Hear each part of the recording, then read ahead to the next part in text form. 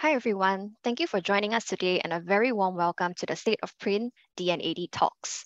This event is part of the State of Print exhibition that is currently ongoing at the National Design Centre till 31st July and is presented by Fable, supported by the Design Singapore Council and the National Design Centre. Joining us on our panel today, we have Vanessa Exton, founder and creative director of Block Design, Norio Nakamura, founder and creative director of Norio Nakamura Studio, who will be accompanied by translator Kotoko Koya. Pan Lim, co-founder and creative director of Kinetic Singapore, and last but not least, our moderator for today, Debbie Millman, founder and host of Design Matters Media. With that, let us now welcome Debbie to join us on screen, please, to officially kickstart today's session. Debbie, please. Thank you so much, Felicia. It is such an honor to be here, and I'd like to welcome everyone to the State of Print, a panel discussion to examine the role of print from past to present and into the future. Today, we're hoping to discuss and debate the contribution print has offered to society. Print has a rich, diverse history and has been highly adaptable to the 21st century. We strongly believe as a panel that print is not dead and nowhere near dying. Today, we'll be talking about how we're adapting our practices to the times we're living in while still ensuring the quality of our craft. I'm joined today by three phenomenal practitioners, and I'd like to introduce them to you. I'm going to introduce each one individually before they speak, and then after their individual contributions, I'll follow up with a question or two of my own. In the meantime, please feel free to add your questions to the Q&A section at the very bottom of the Zoom panel. And we'll do as many questions as we possibly can after each of the speakers present. So I'd like to first introduce Vanessa Exton. Vanessa founded Block in 1998 after a highly lauded career working at some of the top design studios in North America.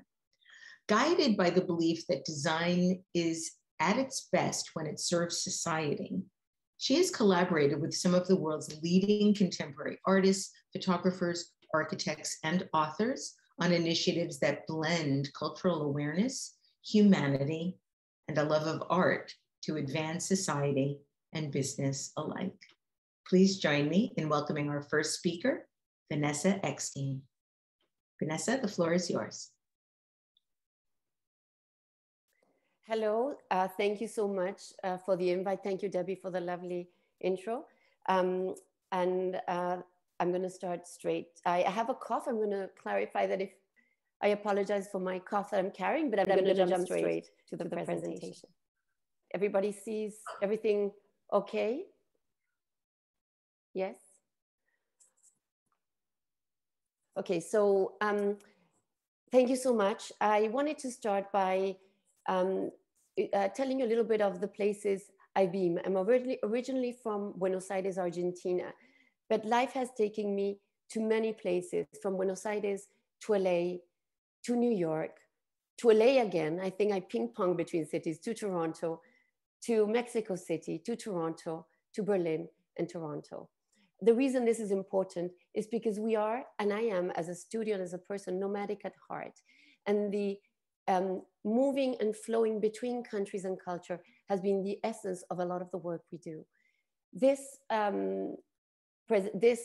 image that I'm starting with now that I want to share is a work by Joaquin Torres Garcia, a Uruguayan artist. And I like to start with this because I think that what we do is actually question the foundations of everything we consider a knowing.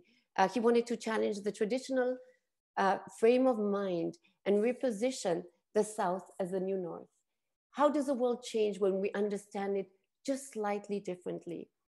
Our studio is based on that, in always exploring, in always looking at the possibility of pushing it further and moving between the boundaries of design. We are experimental by nature, curious by heart, and I think that we try to always keep on questioning that we considered a preconception. This image is a map of the human knowledge. And the reason I wanted, and it's done by Diderot, and I wanted to start with this because as we talk about print and digital, and as we start understanding that how we know and how we feel, that meaning is not a knowing, but a feeling, an emotional feeling of our bodies, we understand that when we're designing a book, which is something that we do many, many times at Block, we're not only designing the content, but we're connecting emotionally to its rhythm. I've always thought a book design is actually like music. You understand it. I think I just skipped one, so I'm going to try it again. You understand it both from its spacing, both from its movements, its spaces in between, the sensibility, the texture. Alberto Kalach, this is a book we just launched, and works both with heavy materiality like concrete, but then his work is spacious. So how we think about the project within a object is information that we bring. The texture, the materiality, the felt design is as important as the content itself because it's a revelation of it. As a studio, we're always involved in projects that push us. We're small, we choose projects that we love, and we try to take on projects that will shift society and move it forward. This is Girl Meets Money, rethinking the way women relate to money and opening the path for investment in a space that has been very small and very male-oriented, and understanding that money is energy and that we carry a blueprint. How can we shift that? How can we open the conversation to a diverse part of the society? We always start up our projects with walls. This maybe was my happiest place in the world when I went to the studio and I had this particular wall for maybe a month in the studio. If you can recognize some work, it's not ours, it's actually Lisitsky, I'm trying to see Duchamp, it's all the movements, mainly avant-garde artists and designers as well, that served society, that pushed or that challenged society or culture in some way or the other. This was a project we got invited to, we developed the content, we had incredible luck to be able to get many of this work given to us for this project. And what we try to do in most of our projects is try to find different ways of meaning, to create a dialogue between Mandela and a sea happening, to see what those conversations inspire. It isn't just about sending you the exact same understanding of it, but creating new ways of meaning, creating new pathways into understanding the content. And in this particular issue, we had images from Magnum. This was Tahrir Square. And I always feel very connected to this when we used one same image to overpose itself on itself. But this uprising is interesting because as we talk about print and digital, all the social media at the time had been censored. They went down, people could not access Twitter, they could not access anything that was digital. But this uprising and this congregating of people happened because of printed flyers.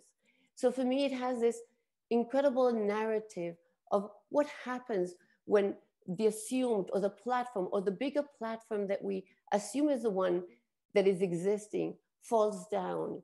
And what about those other places that actually really make us rethink and go back to where we were and how we connected to each other?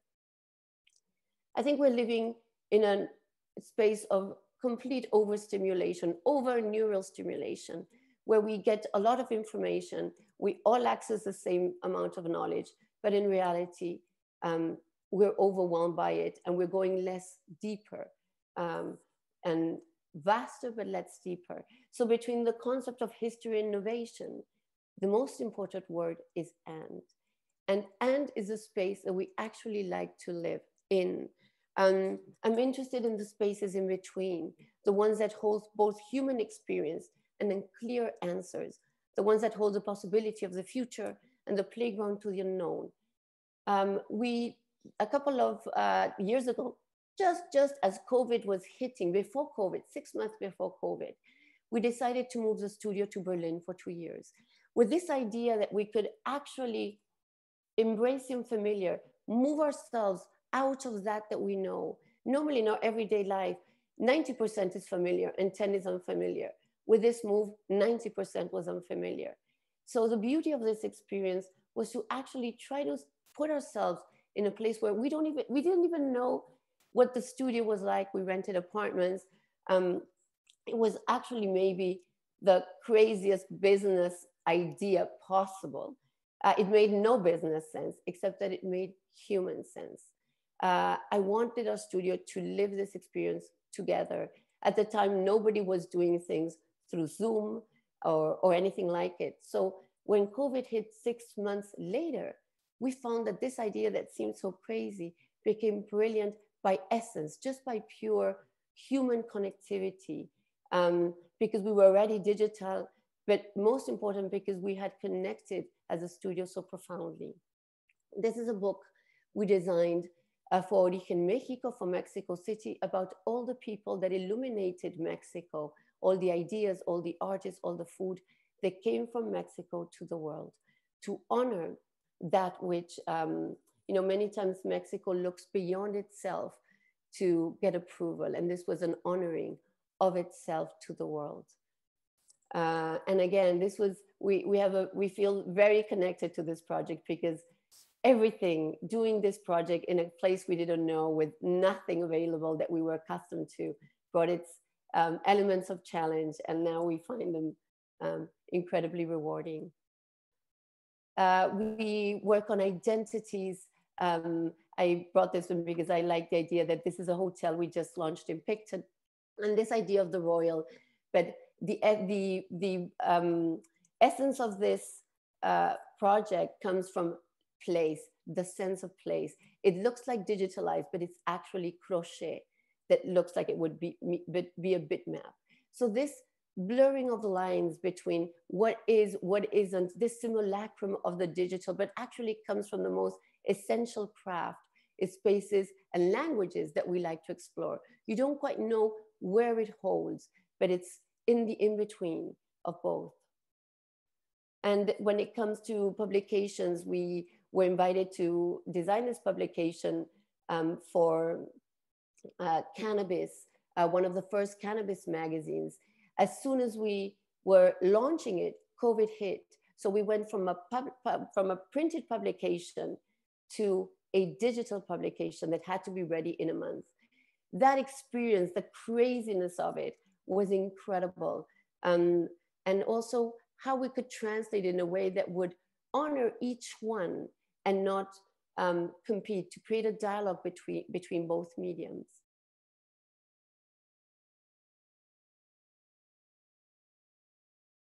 We work in many spaces. Honestly, we really, it's very cross-sectional. This is a book we designed for MoCA here in Toronto. And we designed the book as well as the space, as well as the products. Part of what we like about this is that we like the blurring of all boundaries, the space, that crossover between these boundaries, both in medium, but also in design, are the spaces that we're truly interested in. The ones that truly spur the imagination, sorry, I have my cough, the imagination. This was always our sense of understanding our work, to make sure that we are, I'm going to play it again, open enough,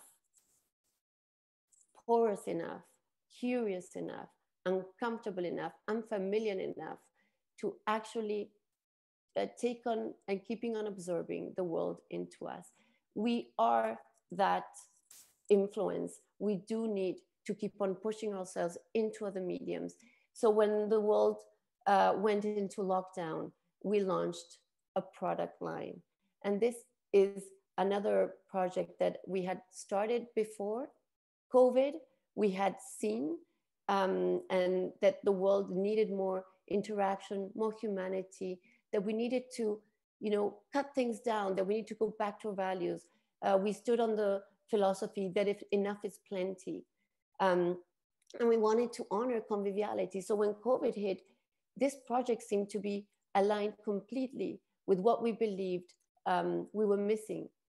More of us together, more sharing, more time to be connected. So interesting enough, this is one of the projects that we went into form, not only into print, but into form, into the physicality of it, into the experience of it. Humanity is for us the essence of design in every possible way. And we stand on some very simple beliefs. Idealism is a precondition. You need to believe everything is possible, always. There's always another way, has always been our philosophy. The no's are there. We want to at least try to shift whatever we can towards the world we want to change. Uncertainty is intrinsic to the process.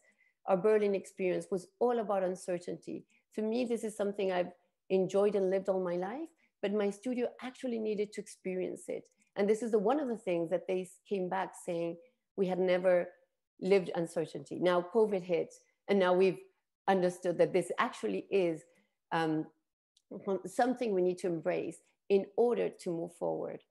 Slant, to shift your perspective. Always, wherever you stand, move it just a little bit, move it far, but see what happens on the other side. The edges is what's interests us. The edges of every possible conversation. Not the right answer, not the wrong answer, but what lies in between. What is that edge that would move us to one place or the other? Easiest solace. We found that all the projects that actually have taken our soul are the ones that give it back to us. And those many times require time, something that we as a society don't value enough. But time is important. And chaos as a way of thinking. As creatives, we have to embrace chaos. Our minds have to wander. Our minds have to be able to hold complex and paradoxical thoughts in order to be able to free ourselves into whatever pathway, in creative pathway we want to go to. I think my time is up. I was trying to be really good. I'm sorry if I was fast to keep it into my 50 minutes. You must have one grand passion. This is Holzer. She's an artist. I actually have to admit, we have many passions, but we hold true that we always should be working from our hearts and hold really, really one at least grand passion. Thank you so much. I'm gonna try to find my, here, stop. Thank you. Wow, Vanessa, I am blown away. I saw your presentation before today, but hearing you articulate your ideas around how you make things is just breathtaking. I have about 10 questions for you, but I'm going to try to limit it to just a few so that we can hear everybody else's presentations too. First of all, it was the first time I saw your company name typographically spelled the way you did, with the B, the colon, the L, the O with the line through it, and the backwards K. Can you talk a little bit about how and why you do that? Yes, it's, I'm trying to see, where do I start? I started the company almost 21 years ago. There was no internet, there was nothing. But I actually got a master's degree in LA, in Los Angeles. That's why I moved from Argentina in intercultural design. When there were no masters and nobody was talking about interculture, nobody was talking about cultures. Internet did not exist. And I wanted a name. Block actually was a political magazine of the avant-garde. So I wanted a name that would reflect this philosophy that design is at its best when it literally changes and serves society. At a time, and please remember, that time, no designer was political. No designer was pushing a cause of change. No designer. So, and it wasn't that I wanted to be, it wasn't that I'm saying, oh, I did it before anybody. Actually, it was quite the opposite. I lived a military dictatorship. It pushed me to have that awareness and that consciousness that design had to be a movement towards something different. And that's a great motivation. That's a fire that keeps your creativity alive. Without it, I don't know where to get that. So why those letters? I wanted to be from many places. I wanted to be non-defined. And I've always wanted a studio that wasn't defined, that really, especially in that time, that was open to many possibilities. And the more the older I get, the more I want it. It actually is more of a challenge to cross those boundaries for myself and the people with us as well, within the studio. It's part of our culture. One design that you showed that just had me salivating was the work that you did for, I believe it's a museum in Toronto. How did you get your client to allow you to create the type on the windows vertically as opposed to horizontally? You know what? You have to give credit to the people around you. Honestly, first of all, this is a studio. I'm going to honor the people in my studio that are, that push it the way I push it. But the truth is that the client in this case, I'm actually seeing them on Friday on another exhibit. They embraced it, and this is part of. I don't try to convince clients. I try to choose them well. And that's the difference. I choose them well from the beginning. When I align with clients from the beginning, I know that wherever I go, we're going together. And it is a journey together. And it makes the work in the studio such a beautiful process. I'm very selective, but it is an intuitive selection. It is not a mind selection. I know when I meet a client, when the conversation becomes this, you want to actually spend a night having a beautiful dinner and talking, most probably it's an amazing client. And we try to choose clients that way. It's an interesting conundrum for young designers. I remember talking to Milton Glaser, very similar type of response to the type of clients that he wants, or being very choiceful and selective. What's your advice for younger designers that might not have that freedom of choice, that might be really struggling to find those like-minded clients, to find that mutuality? And thank you for asking, because I think it's a very valid question. To start, I actually had this philosophy when I started the studio, and I didn't have that backup. So I did take this, so I want to put that perspective that I did take this philosophy early on in my life, and it has paid off. So if you do decide to try to find that it does pay off. Now, one advice would say, do the work you want to get. If you're waiting for the work, and this is one thing I've always considered, what type of work do you want to do? Don't wait for it. You need to show that you've done it. And many times I haven't done the stuff, but you need to show that you think this way, that you feel this way, that you move this way. It's not just about the work, it's about how you move and you feel. Now, through my career, I've educated and have been educated by clients as well. So it's not just, we come as, and we show our work and it's approved. No, this is a relationship. Whoever tells me that they hate the client then, in all honesty, clients are like partnerships and are everything in life. We're human, and the best are when we respect each other and we have a relationship. Teach them and let them teach you. And I think that you will grow into be able to honestly attract, because I think at this point, I say select, to be honest with you, Debbie, I think I don't even get the bad ones. I think they don't even come to me. Like they must be scared or something, but they end up showing up. And I always wonder, how can they know that this could work? And you start attracting certain types of projects and certain types of values and certain types of people. And I find that a great honor. In my life, it's been a beautiful journey. They end up coming back or becoming friends.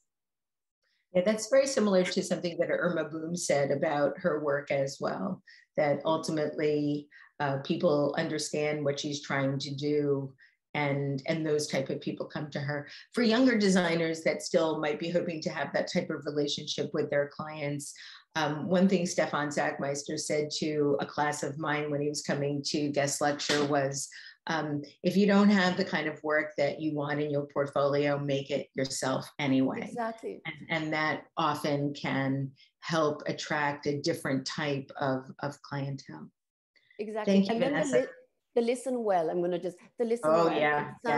It sounds so simple. Learn how to listen, because when you listen, you know exactly what worries them. You pay attention to that. And let me tell you, this side, They let you free. So listen well, and you will be able to have a much vaster playground. And then I'll just— Absolutely. I want to really underline that. One of the things that I've learned in my career, especially as somebody that does quite a lot of listening now in interviews, is most people don't really listen. You know, they talk, and then they stop talking and wait for the other person to stop talking so they can start talking again. And I think that that's a wonderful way of trying to get yourself out of it so much, is by being very still and listening to what somebody's actually saying. I actually do want to ask you one more question before we move on. You talked about living with uncertainty and trying to stay open. Living with uncertainty is sort of my Achilles heel. I like to be in control of everything. I like to know what's happening next. I like things to be very the same, so I'm prepared.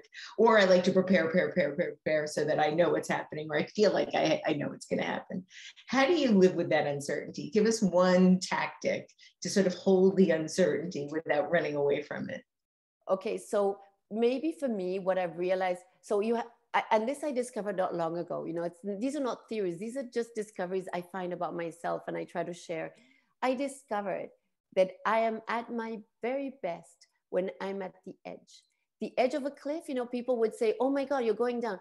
For something in my heart knows that edge is holding ground, but I have the possibility to jump. The excitement that, you know, the possibility to fall and is also there. It is always there. And that's uncertainty actually.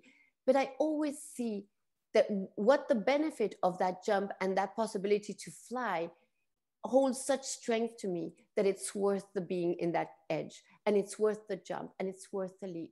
So how do we hold uncertainty?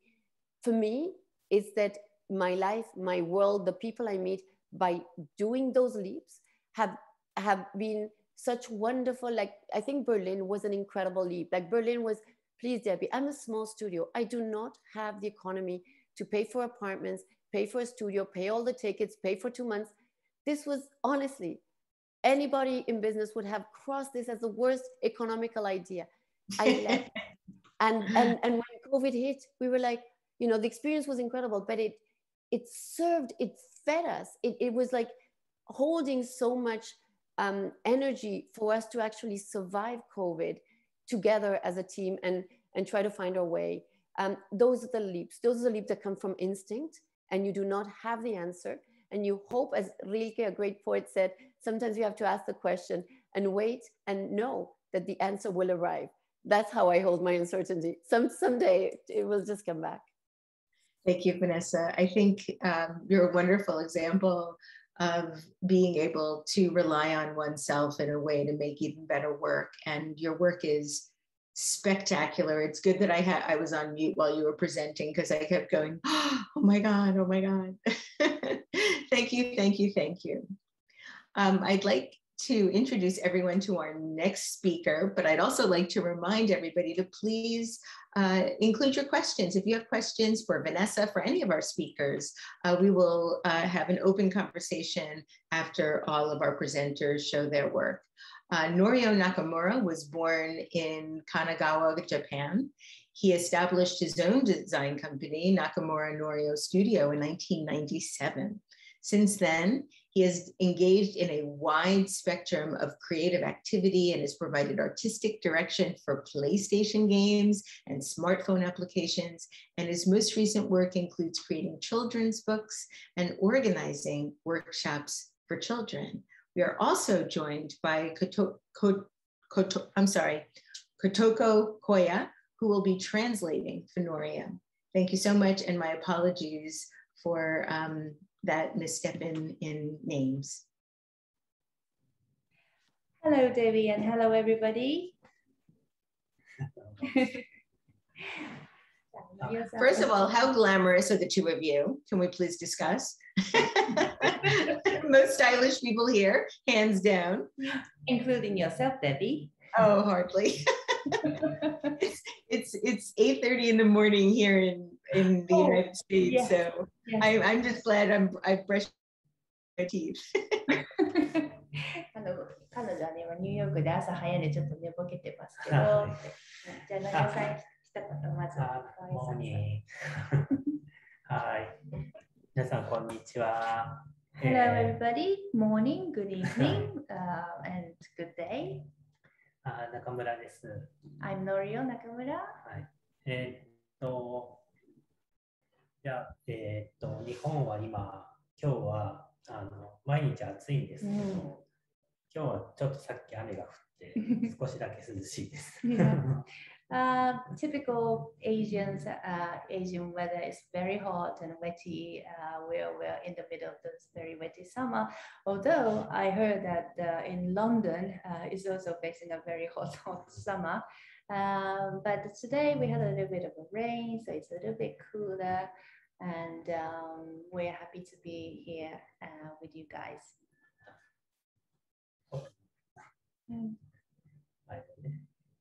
東京は、今日コロナの人数が、新記録を出てしまって、でも街は賑やかでたくさん人がいて、若い人たちがいっぱい外でお酒を飲んでます。As you know, everyday's topics, you know, this pandemic is have completely changed our life. And some of you have very difficult time, and some of you have, you know, kind of used to this new normal. And as for us in Tokyo, the number has hit the most biggest number in the past, let's say 2 years, 3 years. However, the Tokyo looks very active. People are in the street, of course, with the mask, but we're kind of trying to get back to the normal or the new normal. じゃあ、プレゼンテーション。はい。はい。じゃあ、僕の今日、スライドを持ってきたんですけれども。So maybe we can start our presentation. はい。今日プリントというテーマということで、印刷物の仕事を少し選んで持ってきました。So today's theme about the state of print, and I'm a graphic designer, and of course I work with print with most of my projects. So I have selected some of my project and hope it's something to do with the theme today. 僕はゲームを作ったり、ビデオ、アニメーションを作ったり、印刷物を作ったり、本当にいろんなもの、いろんなメディアを作ってるんですけれども、やっぱり印刷物とか止まってる絵がすごく好きで、今日持ってきたものは、その中から少し気に入ってるものを、選んできました。In my career, as Debbie has kindly introduced me, I have various fields with my design. I make games, I make animations, I make some digitals, and of course, the design for the print.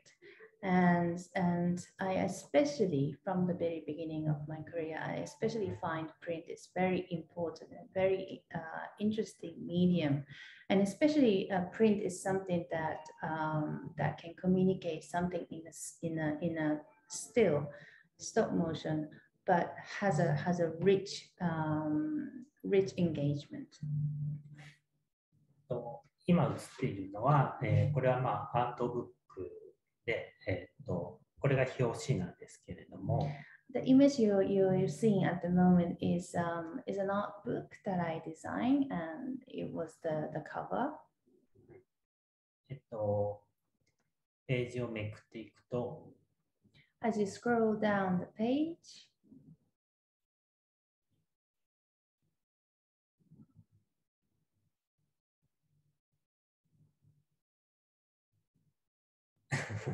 静か。Very quiet. Or maybe the audience is going like, oh.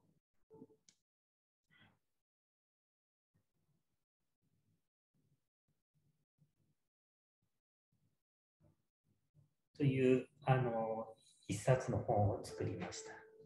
So that's the whole page of this this art book. で、これはその瞬間だけで一冊作ってしまおうというビジュアルの本なんですけれど。So this book, this visual book is a kind of a way of communication that I kind of explore. I wanted to have this print as a kind of a new communication style. So if you just flip the page, you feel like it's almost like a communication that you have with someone, but you are actually flipping the book and seeing the visual, still visual. このように止まってる絵を眺めながら、読者はいろんなここに映っていること以外のところまで考えたり、いろいろとこう謎を解くようなとにかくここに映ってないところも考えながら見れるような本ができないかなと思って作りました。Because of the nature of the print, the information you can apply on the surface of the print is limited.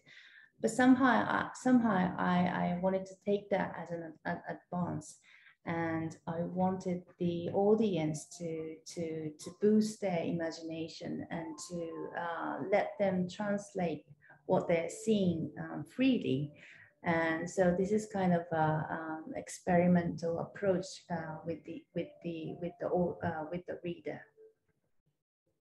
でこのように止まっている絵がとても好きなので、これからお見せするポスターも僕の絵作りというのは、そのポスター絵を見ているんですけど、その絵を見ている中で残りの半分ぐらいは自分の頭の中で自分の頭の中で映像を立ち上げて見ているような状態を作りたいと思って絵を作っています。And the next project you're seeing is a poster. It's a single poster. And with the same approach with the art book you just saw, I very much like the way to express something in let's say one moment. And I tend not to have too many information within the visual. And in this way, I let the audience engage more with the visual and let them imagine what's the story behind. And this is another different poster. このポスターのシリーズは、ポスターの、シリーズの中で前のポスターの何かを次のポスターが引き継いでどんどん進んでいくというシリーズです。So this poster is made of some numbers of series of poster, and one poster is a continuation of the one before. So there is a story that carry on within this series of posters. これは真ん中の、四角い形を引き継いでいます。So you can see the one before suitcase. So the first poster obviously you see is a suitcase, and then the second poster is actually inside the plane, but the shape carry on from the previous suitcase shape.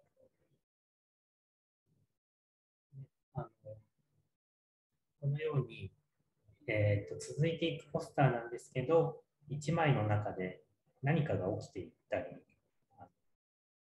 絵の中を考える、余地を見る人に残しておくことを目指しています。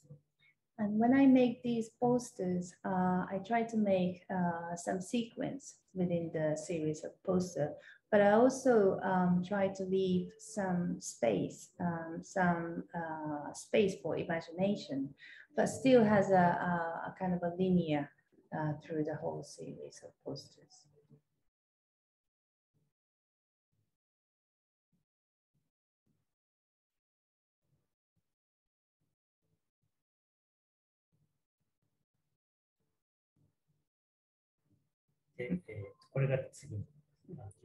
And moving on to the next project.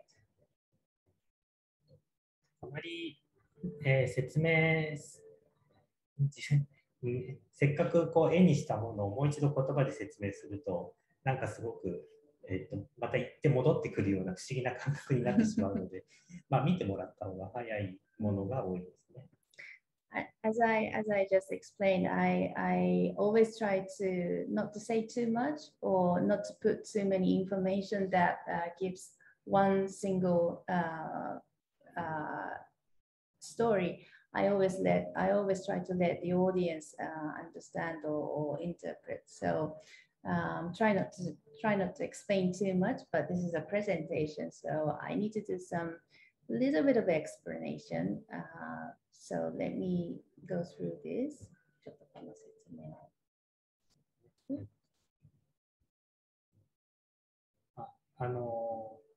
このように、言葉とか、説明とかで、全部こう分かるということではなくて、見た人が、その前後の動きとか何が起きているのかっていうのをちょっとこう考えるために、受け身ではなくもう少しこう能動的にものを見るということをしてもらいたくて、すごくそういうことを今、意識しています。Of course, it depends on the project that I use, but in most of the project, I try not to put all the information too much, explain and make everything so clear that nobody would have like a question. But I always believe that to have an engagement with the audience or the listener or the reader is to have a space for communications, to have a space for imagination, and that brings more attention rather than giving a full spec of information. And so that's why my posters were always something that is seems to be less information or seems to be some blank space with it, but that's kind of an approach that I always challenge myself and challenge my audience. 次のプロジェクトは、これは展覧会の、メインビジュアルのスタイルです。And the last project that I want to show you is art exhibition I did, the visual communication that I did for 2120 Design Site in Tokyo. 単位展という単位をテーマにした展覧会。Is this exhibition, the title was Unit, Exhibition of Unit.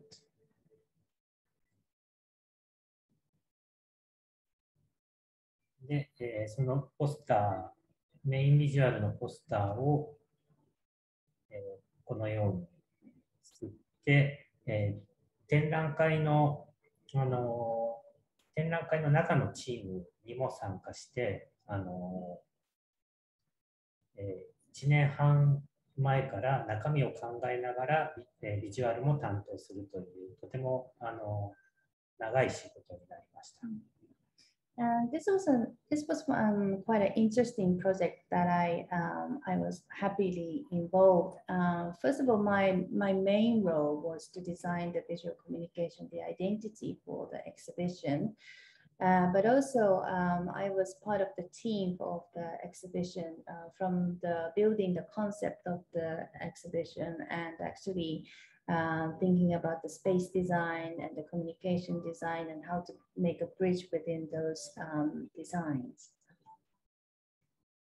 ね、これは展覧会の中なんですけれども、このようにさまざまな単位という世の中にある単位を、テーマにした、展示でいろんな角度から単位を考え直す展示です。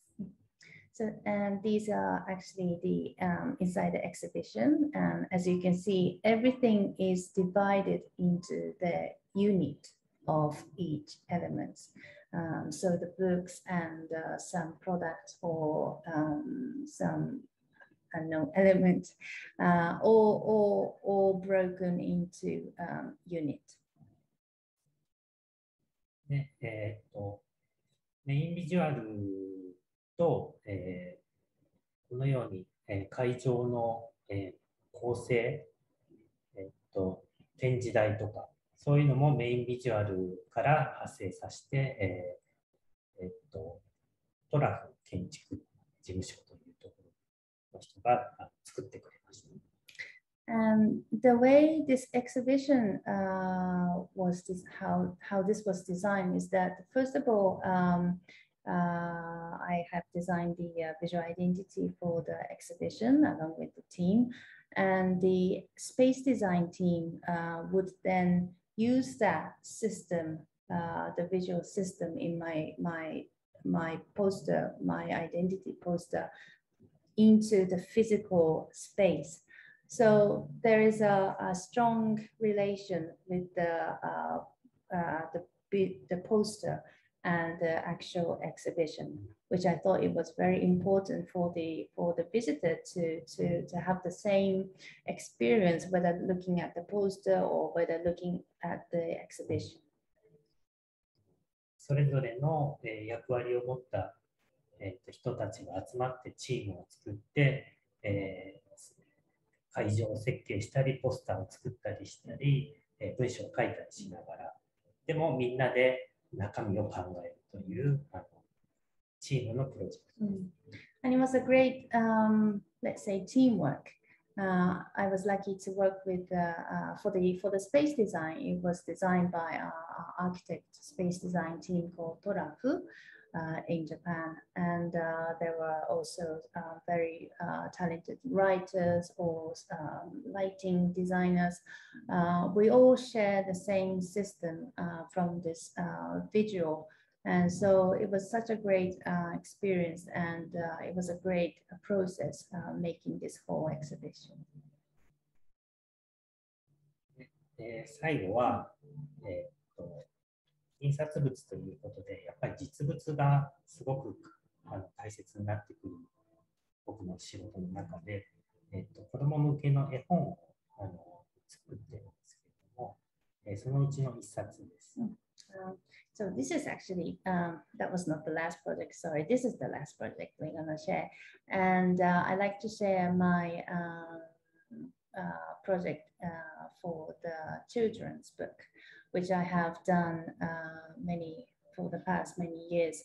And children's book is I think it's very important because obviously it's a physical medium that you engage with the children, and I like to show this book.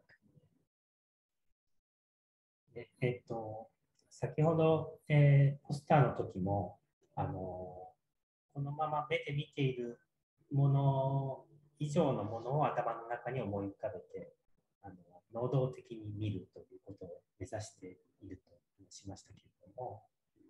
So with the same approach with the project that I just saw with the posters and exhibition visual communication, my style is always more or less the same. The less information will give more imagination, that's more communication with the readers. So I use that scenario for the children's book. このように抽象的なものを見て頭の中で画像を例えば本物の動物を思い浮かべたりするっていう行為は3歳とかもうすごく小さな子どもたちでも大人と同じように備わっていることが分かりました。Throughout this throughout the process of making children's book for many years, I've learned so much about how children behave, children understand, and I'm confident that even 2 years old or 3 years old, even with these kind of very abstract images, they can understand and they can even imagine within their mind or brain and make the higher resolution within their imagination. So I tend to use this approach, and hopefully this is kind of an educational approach and stimulating their imagination.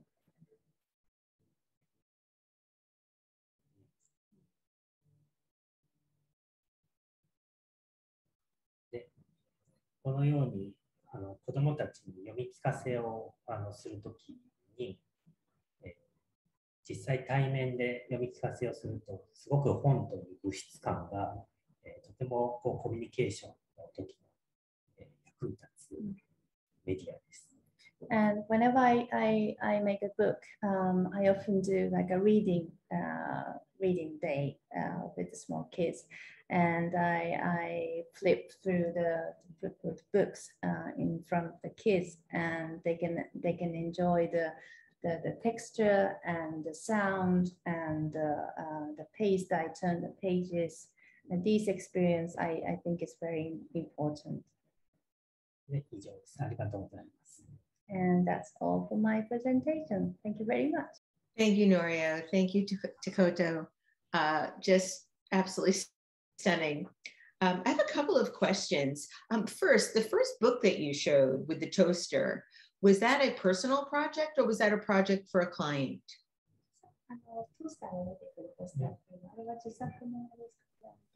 あれは最初に、セルフパブリッシングで作って、後にそれを見た出版社が、出してくれる。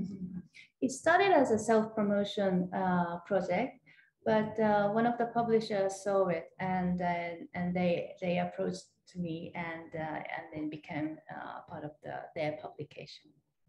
Wonderful. It's absolutely fantastic. I love how in all of your projects that you've shown today, you play with perspective, but a sort of language-less perspective. It's a perspective that we have to create. Are you very intentionally choosing not to use language?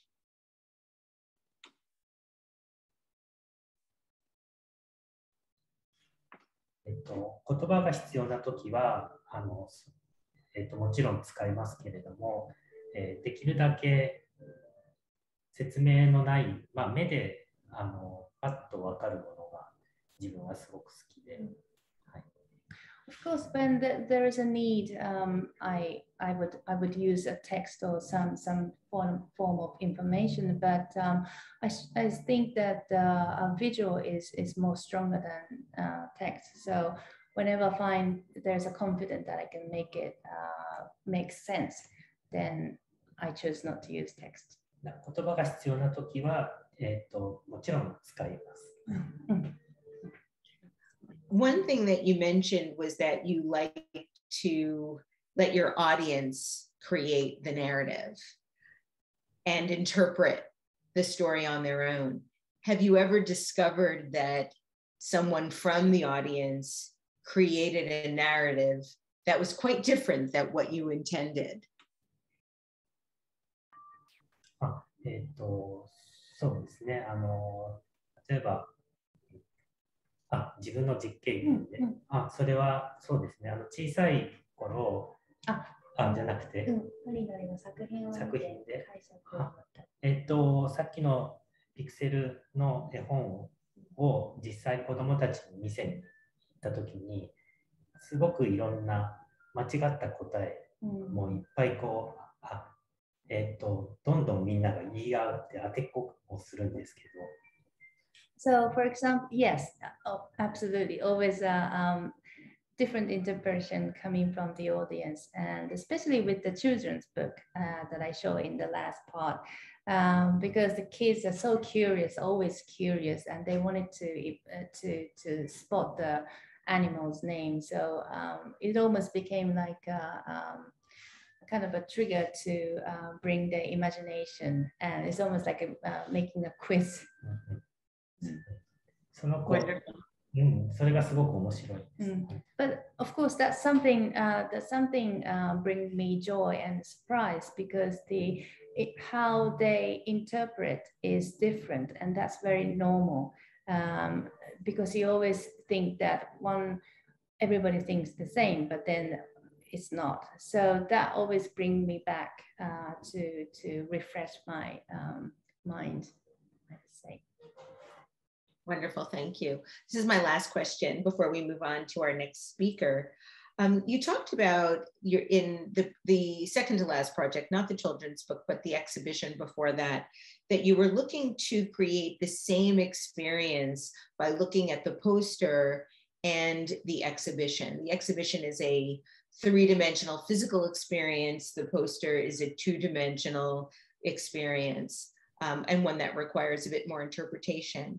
Can you talk a little bit about how you went about creating that same experience? 体験の中でポスターで見るものと展示で見るものに同じそのシステムを入れて、で解釈を極力その同じにした、同じ体験をポスターでも展示でもしたかった。そこをもう少し詳しく。どういう作り方？それはすごく実はスケジュールの中でまだ中身が決まってないのにポスターを最初に作らなければいけなかった。So first of all, it was kind of made by the limited schedule that we got from the client, the exhibition. First of all, it was quite a limited time that we got for the production, and we needed to make the poster in the beginning, even though the exhibition, the composition of the exhibition wasn't ready yet. So we needed to start with the poster. なので僕もその時点では中身がわからないまま単位というテーマだけでビジュアルを作って、でも結果その抽象的に、できたことが、どんなものでも受け入れられるようなビジュアルになったんじゃないかと思っています。So the brief I got from the exhibition was simply the title of the exhibition, the unit. And so I have to interpret the word unit into visual, but also I have to make it into some kind of a visual system or visual language that could explore into 3 dimensions. So my graphic in the poster, it looks very simple, but actually there is a system I intended. And after the poster was designed, the space designers or the interior designer took that role into the 3 dimension. Thank you so much. Your work is absolutely gorgeous, and it's such an honor to speak with you today, Norio. And thank you, Kotoko, for the wonderful translation. Thank you, Debbie. Thank you. Our last speaker, last but not least by any means, is Pan Lim, who is the co-founder and creative director of the creative agency Kinetic Singapore. And he strongly believes that creating work without an idea is a sin. And this belief has earned him over 500 industry awards. He is a firm proponent of giving back, and Pan plays an active role in nurturing younger generations and sharing his passion for creativity. So Pan, welcome to the stage. And for our audience, this is another opportunity for you to contribute questions. After Pan is finished, I'll ask him a question or two, and then we'll open it up to the entire audience. I have a number of questions already, but please feel free to add more if you'd like. Pan, welcome to the stage. Thank you, Debbie, for the introduction. Look at that background, everyone. Wow. It's kind of a mess, right? No, it's really it's kind of a mess. Yeah. So yeah, thanks for having me. And thanks to all the hard work from the organizers that put this whole so-called talking session together. I'm really grateful to be part of the speaking panel, and I'm here also very happy to later on, if there are questions for me, I'll be more than happy to share. So for now, I will quite quickly share screen first. So today I've chosen to talk about what we did during the pandemic. I think the last 2 years have been, I think, life-changing for many. I can't speak for the rest of the world, what happens during the pandemic, but I will speak largely from the lens of being kinetic in Singapore during that 2 years. So, as with most of my presentation, the most important slide is this slide. I think kinetic will be nothing without the team behind it, which I always call them the kinetic family. So I think we have been like small agency, independent, but we really have passion in what we do and really want to put our best to what we do. And I think that's pretty much the essence of us. And this photo that you see was after one of the campaign that we have done, which I'm going to share later. And we were all featured on a national paper. And this was a recent photo taken by us. It was just, I think, just 2 weeks ago, 1st of July. It was it was celebrating our Kinetics 23rd birthday. And it's something that I think is important to me. That's why I put it into this presentation deck, because I think, again, I would like to stress, me alone, I can't accomplish much, but as a team, we can do a lot. Okay, so this is something that I like a lot, this Chinese teaching. It says, shall the goal never be changed, then change the path. Shall the path cannot be changed, then change the method. Shall the method cannot be changed, then change the environment. Shall the environment cannot be changed, then change the point of view. Shall the point of view cannot be changed, then change the way of thinking. I think for most part of our projects, while we have not sat down and say, oh, this is the kind of thinking that we want to go into, but at Kinetic, we like to challenge the status quo. We like to make sure that whatever we do comes out as fresh as we can. And during the pandemic, I would say that the print industry or the printing industry has taken a big hit.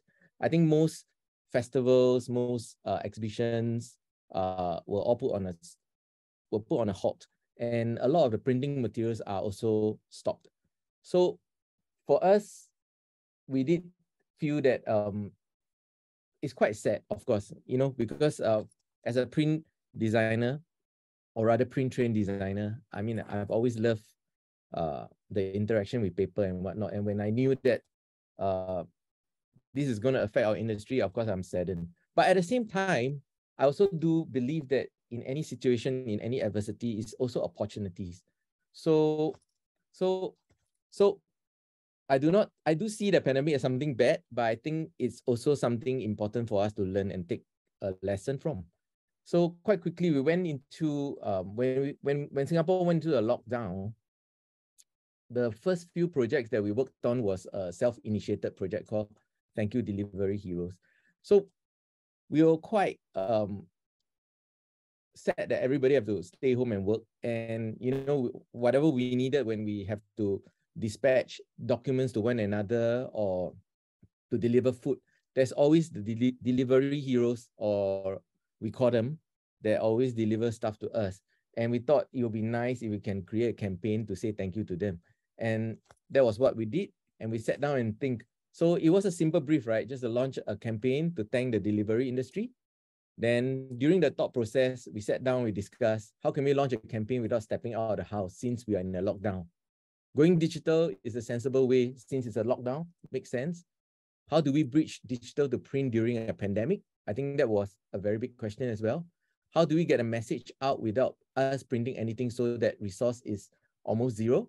I mean, this is a self-initiated project, so margins, or rather there's no margin, so spending is an important factor to look into. How do we make use of the thousands of existing front doors and home printers owned by others to help promote the campaign? How do we get the audience to like, share, and participate in this campaign? And how do we get the media to be interested in the story? So these were a lot of questions that were floating around, and we're trying to answer them. And finally, we found our answer, and I'm going to show a case video on it. From groceries and essentials to sweet cravings and more, delivery workers bring them all. There was a time when we would rush to open the door for them. Then came COVID-19. How do we show our gratitude to those who stay out as we stay home when the door is in the way? What if we turn the barrier into a conduit of thanks by using the door for thank you notes?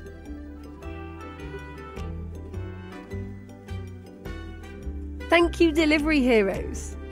We created 24 posters for our delivery heroes, with thank you messages that ranged from the heartfelt to the cheeky. The designs were put on our website, and everyone was invited to print them and put them up. From one door to another, the movement spread. And in just a few days, hundreds of doors across the country joined in. Even cafes and restaurants took part. No printer? No problem. Many got creative and made the posters by hand. Thank you, Delivery Heroes soon became a part of the national conversation on COVID-19 efforts. The idea is simple. People can download the posters from the website, add on them as they like, and stick them on their doors. With the community's participation, our message of thanks was received by delivery workers all over Singapore. So while doors remain closed, our little initiative made sure that they are no barrier to open hearts. So we were quite heartened that the kind of campaign took off, and the people participating were pretty passionate about it. They share online. When they did not have printers, they really went ahead and draw the posters. There are a few that I would like to highlight that I thought was really funny. This is one of them. You make my day bloom even though I'm stuck on Zoom. Because back then everybody was like Zooming, you know.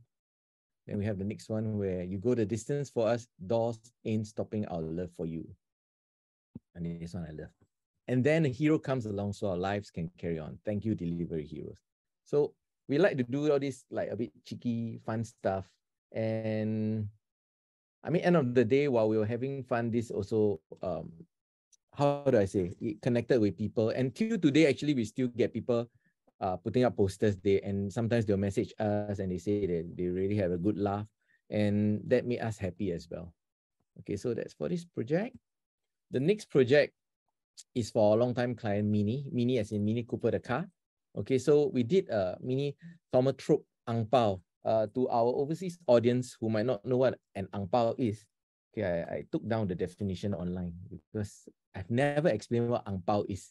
Ang Pao is a gift of money packed into traditionally a red packet and given as tokens of good wishes during auspicious occasions like Chinese New Year.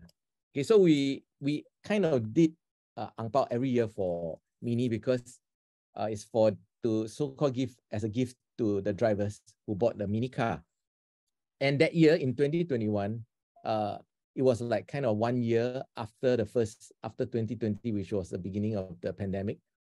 We were all thinking, what's that one important thing that we really miss? And true enough is actually the gathering of people, the human touch. Like you want to be near each other, but because of the rules, we were all kind of separated. And we thought, what a nice idea if we can come up with an Ang Pao, right? That we can feature festive scenes using this technique, right? So we have two images, each on one side of the Ang Pao. And after when you spin it, right, you'll see the full effect that actually what we are showing is the gift of togetherness. So we have done into a couple of scenes. So this is to show close friends. We miss close friends gathering, having food together. So this is one of the scenario. The other scenario is in typical Chinese, during Chinese New Year, when we go and visit the elders, we will always give them a pair of Mandarin oranges, and we'll say a few lines of auspicious messages. And in this case, what we have done is 2 images, one on each side, and the video goes like that.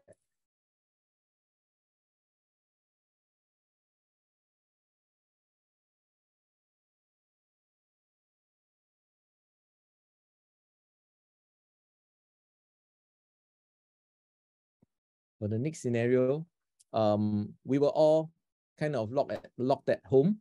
So we also miss visiting our neighbors, our friends, and this Ang Pao celebrates that.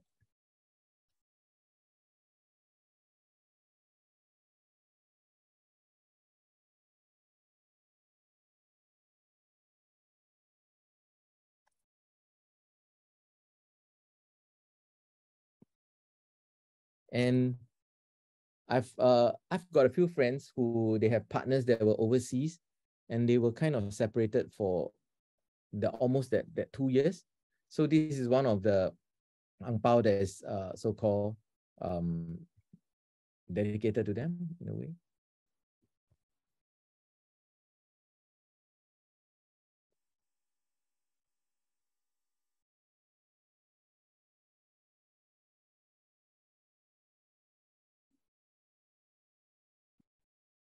Okay, so I mean, before I move on to my last project, just want to say that I mean, in a situation where things are not going well during the pandemic, I believe that it's also within our ability and our capability to think of ideas that might, you know, give people a smile, make people happy. After we launch and given out all these Ang Paos, because they are not for sale, they are only for mini drivers who own a car, who own a mini car.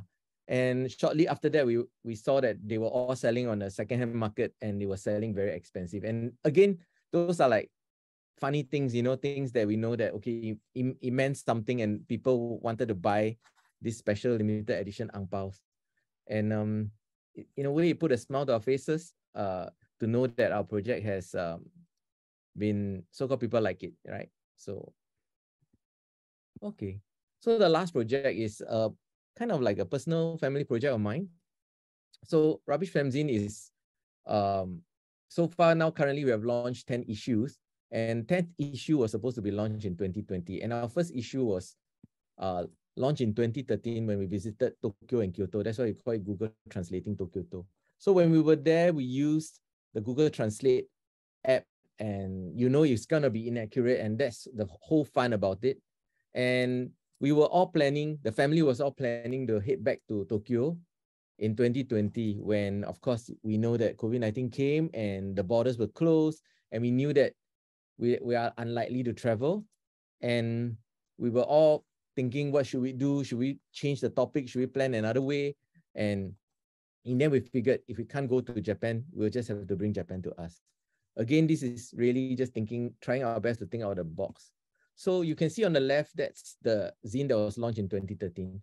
On the right, actually, is what we plan to do for the 10th issue. So what I did was I opened the old files, the FA file saved in 2013, and open it up, and we're just gonna redesign over it. So I'm gonna print the same book. It's just that I'm just gonna add pages. So in the end, hundreds and hundreds of unique rubber stamps have been created just for this purpose. I'll zoom in here. You can see that for issue number 1 on the left is purposefully, haphazardly stamped with number 10. Even the dates has been changed and the price as well. So what you see now is the actual book that was actually printed. So you can see that it's actually still the same book. It's just presented very differently as a new one. And this is, of course, with the full package look with all the elements put together. Okay, you can see on the sample, the photo on the left was shot in 2013. The one on the right is shot 2020. You can see this is exactly the same design, but I added in tip-ins, extra stickers, ink stamps, and other leaflets and sorts of stuff. Okay, so a very short video. On the left, you're going to see the 20 version, and the 2020 version is on the right.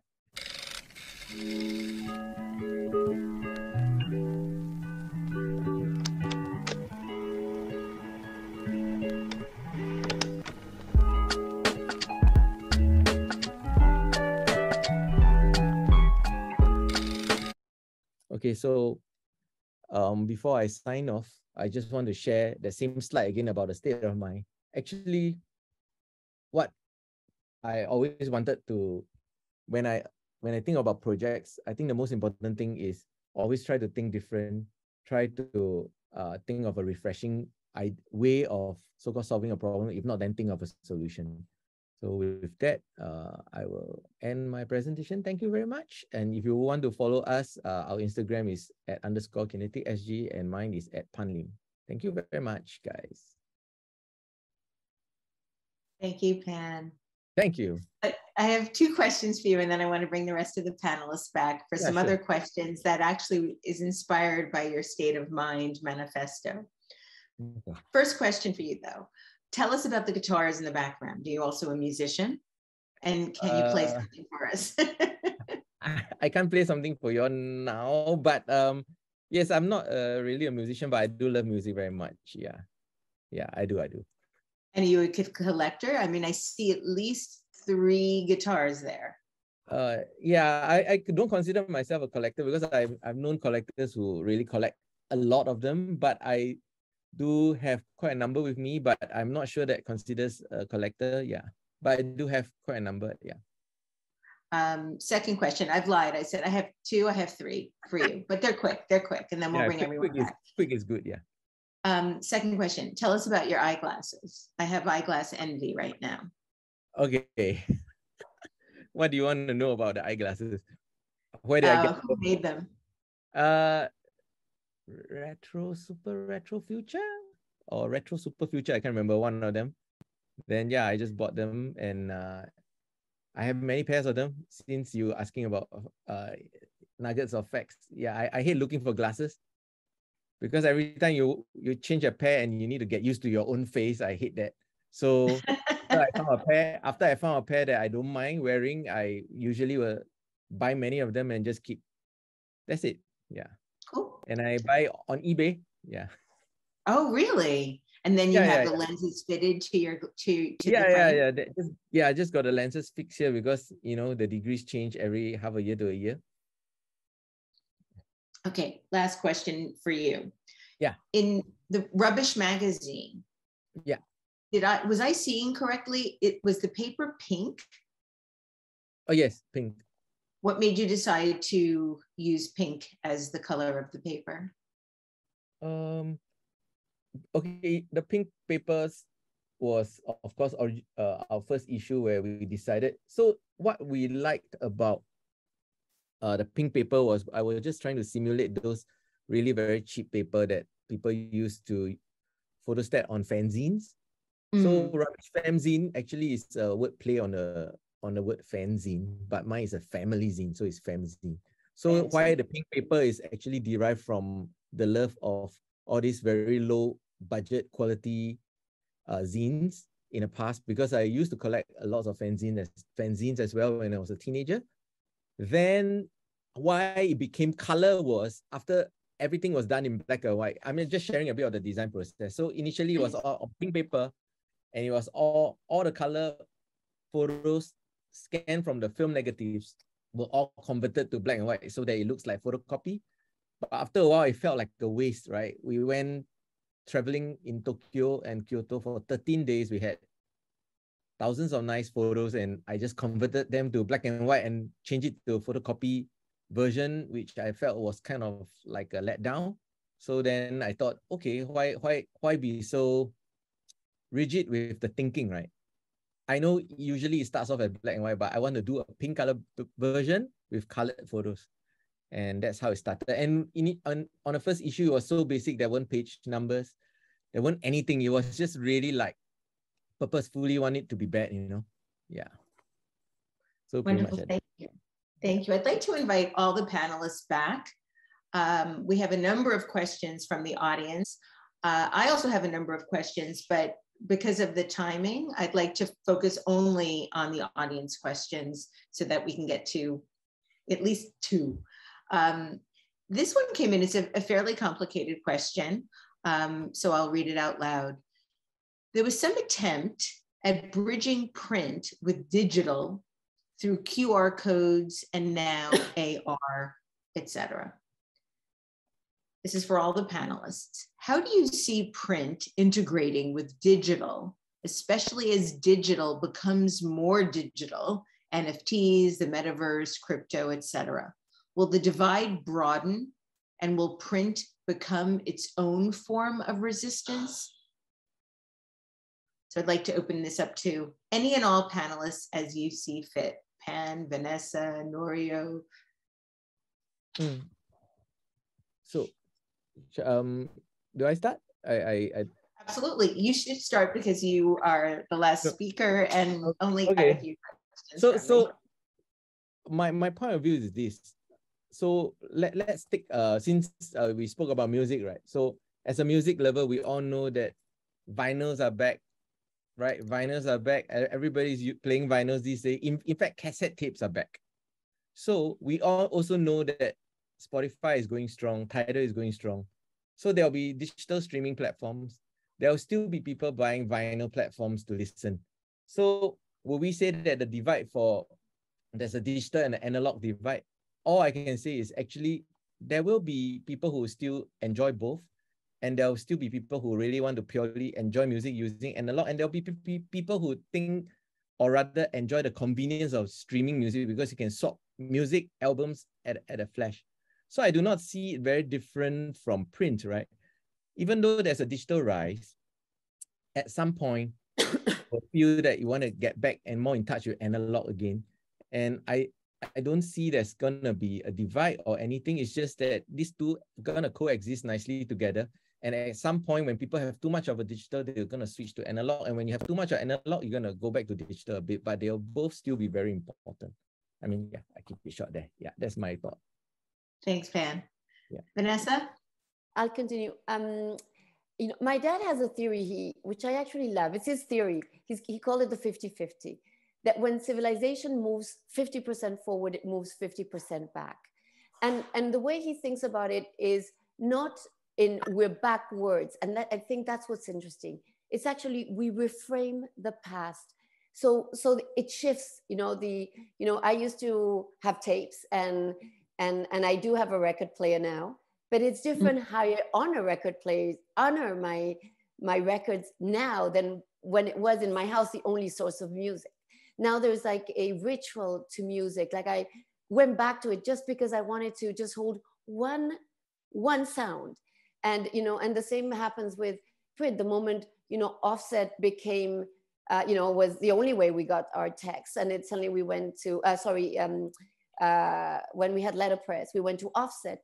Letterpress became this very unique, special jewel that it was an incentive of all our senses because it's texture, and suddenly it becomes this very unique technique and this sort of like the famous book, The Objects. So our relationship to that shifts, and I think that's what changes. And the in between. So, and there's the counterculture. The more we move into metaverse, the more we move into this world, the more, thank God, we will rebel as humans. We will rebel, and we'll find spaces again, those in betweens, those crossovers, where I think that's where truly the most interesting things will happen. Yeah, I think that back in the early 80s, people were talking about how video was going to kill the radio star, but I think podcasting would prove that audio entertainment is alive and well. Norio, any thoughts on this specific question?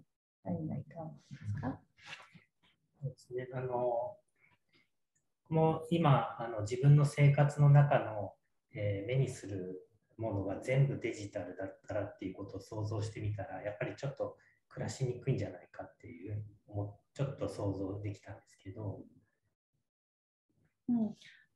If I think about my lifestyle, everyday lifestyle, and think about if everything completely 100% became digital, then I would say it would be such a difficult situation to live. それで、おそらく今はなんとなく、スクリーンとプリントみたいに感じもありますけど、もしかしたらこの先その途中のものみたいなメディアが出て来るかもしれない。で、世の中、技術と、技術っていうのはどんどん変わっていきながら、でもデザイナーっていうのはなんかそういうところにうまく合わせて面白いビジュアルを作れる人たちなんだなと思って、すごく変わることが、世の中が変わることがすごく期待してます。And if I imagine everything becomes digital, then of course our life would be very difficult. So we naturally tend to make a balance, and we try to make a balance within the physical and the digital. And being a designer, it's an opportunity and also a challenge to find something that is between the digital and the physical. And it could be some new communication, it could be some system, it could be some technology. And so I always keep myself challenging to find what's in between. Yeah, I mean, I think that the digital world has forced those of us that make print work to have to make it better. Books are still being sold, and the more books that are better designed are doing better than ever before. I know that we're very close to running out of time, so I have two last questions. I want to try to sneak them in. Why does print matter, especially in today's increasingly digitized world? This is a question from the audience. Why does print matter? I'll jump on that one. I think it matters because the more digital we become, in all honesty, it becomes white noise. I mean, we get all of this information, and yet we have lost focus. We have lost focus. I think that we also, an image, a friend of mine who's a photographer told me the moment he puts an image on Instagram, it loses 99% of its value. And it's measured not by its intrinsic value. It's not measured by how it connects to you emotionally. It's measured by how many clicks, how many likes is an action, not a feeling anymore. We don't like something, we actually act on it. So the moment you hold a book or an exhibit, you're actually holding a collective memory. And for me, that's what's important. We hold a collective memory. I have books. I like to buy vintage books. I've loved books all my life. I have books from the 30s and 50s. And I go back to them. And it's not this insanity of images that I would find. I actually can have the time to ponder and to share that experience collectively. And that memory lasts much longer. And for that alone, I think there's value in what we do. Pan, Norio, anything you'd like to add to that?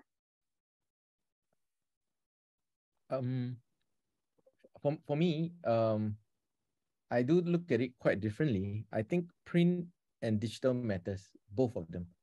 So I think on the point where, for instance, let's say you have a decent following online. Let's say, for instance, Instagram or TikTok or whatever. And let's say you are launching a book or something, and you are able. So you're launching a book because you want to talk about, you want people to maybe buy a book or something. I think it does matter because consumers' behavior these days is they wake up, they look at their phones. So you will reach their audience using digital, but print matters because in the end, the product they hold will be that particular book that is special if they want it. So for me, I do think that it does not translate in, like, digital does not devalue anything, but I just feel that it's a mode of reaching your larger audience a lot faster, and there's also the ability for them to share to their friends, and they also have the ability to introduce your work to a larger audience, which by using printed matter in the earlier days where we mail each other. Let's say I just launched something, I mail you, and it's a fan mail. Remember those days? You will never reach their audience. So to me, my lens is different. They are all valuable in their own right. We need both of it to live in this world now. So that's why I never had this issue about which is rising and which is falling. Do it together. Yeah, I agree. But I do think, I just found this stat a couple of days ago. I was doing some research, and we are in the cities of the world being bombarded with anywhere between 10 and 40,000 ads or images that are selling something per day. Sure. And that's being thrust on us. You know, that's just in our purview.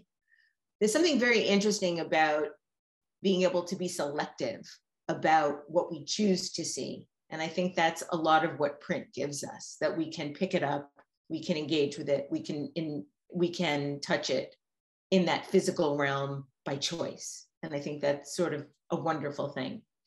I have one last question. I want to address this to Norio first, because he didn't get to answer the last question. And this is sort of an inspirational, something very nice to, I think, leave people with. What is the one thing that you love most about the print format or printed media? This is another audience question.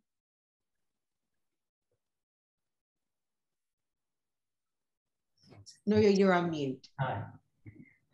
プリントは、なんか、まあ皆さんもそう思ってると思うんですけど、インクで刷っちゃうともう変えられない。定着がすごく、もう絶対変えられないから、その、変わらないことのなんか、生き物として何か本能的にその安心感というものが、をすごく感じます。So as you're all designers and have experienced, when you print, once you print, it's untouchable. You can't change. And that moment, that feeling, that incident is something I truly, truly adore. And I think it's a very precious thing as a design or product or whatever.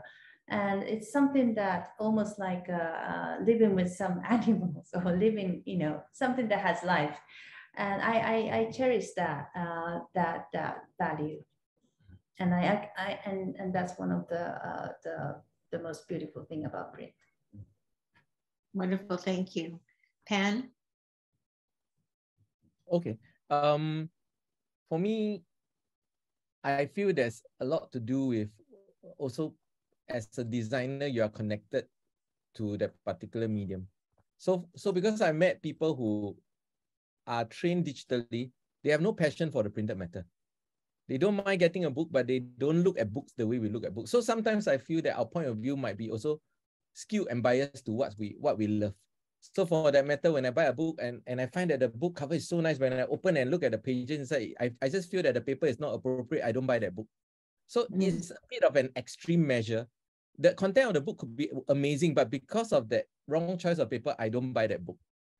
But for another guy who, a friend of mine who just, you say, Pan, you're being silly, right? The content is amazing. And I say, yeah, I understand that. But when I flip through it, 100 pages of it is painful for me to go through 100 pages of wrong choice of paper. But I mean, of course, it's subjective. So I think our love and passion for the printed matter sometimes is skewed towards our own biasness towards it because we love it so much. So if you ask me why does it matter, of course it matters. I have like hundreds and hundreds of books. My bookshelves are all double layered. I can't even feel anymore. I just feel double layer of books because I just love the smell, the colors, the printing, and I can bring it anywhere I want to, and it's lovely, right? So yeah, that's me. Thank you, Pan. Vanessa, last word is with you. I love what everybody said. I agree.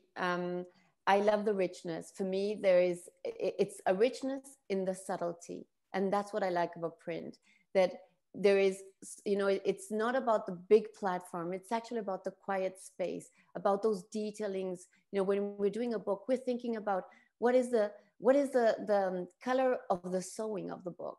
What is the weight? How does it move? You flip it to see if the weight you choose has the movement of it. What tonality, you know, sometimes experimenting like Pan did, we used pink copy paper, like photocopy paper to use it. For me, it's a way of taking the content and giving it more layers of richness and making that experience for somebody who picks it up much more open-ended. It is not linear. It is not, this is the information. And I think that's what I wanted to say before as well, is that like Pen, I think every project has its own medium. It will determine itself into its medium. But then when it comes to book, we have a richness and a playground. And I love, like architecture, to me, book is not that dissimilar. It's the materiality, it's the spaciousness, it's the movement, all of this rhythm. And I find it, that's why I always believe it's like music. And you know what, I'm not planning to give it up. I love it. Thank you so much. I love what you just said about the layers of richness.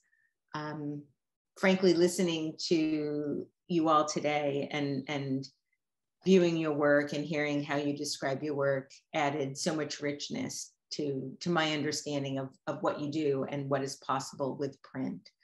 I do want to thank you so much, Vanessa Eckstein, Norio Nakamura, Kotoko Koya, and Pan Lim, everyone at DNAD Singapore, and to you, our audience, for their questions and participation, and for joining us today. Thank you, thank you, thank you. I have to thank you, Debbie. Thank you. Thanks. Thank you, Debbie, so much. Norio, Pan, a pleasure. Thank you. Thank you very much. Thank you. Thank you, everybody. Thanks for Bye. thanks for Thank you. Thank you so much. Bye. Thank you, Debbie, Vanessa, Norio, Kotoko, and Pan for joining us today and sharing your insights with us. And to our attendees, we hope that you have learned something valuable today. The State of Print exhibition is currently ongoing at the National Design Centre till the 31st of July. So do pop by if you can to find out more about the place of printed matter in a digital age.